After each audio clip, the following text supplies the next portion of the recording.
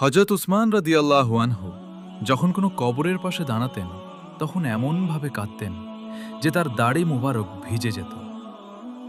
একবার তাকে জিজ্ঞাসা করা হলো, আপনি জান্নাত ও জাহান্নাম স্মরণ করে এত কাঁদেন না, তবে কবর দেখে এত বেশি কাঁদেন কেন?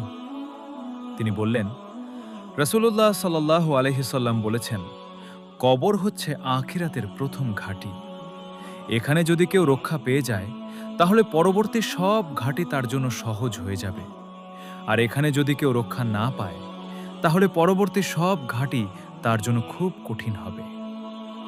তিনি আরো বললেন, রাসূলুল্লাহ সাল্লাল্লাহু আলাইহি সাল্লাম বলেছেন, মেরাজের রজনীতে আমি যত ভয়াবহ দৃশ্য দেখেছি তার মধ্যে কবরের আযাবই সবচেয়ে ভয়াবহ।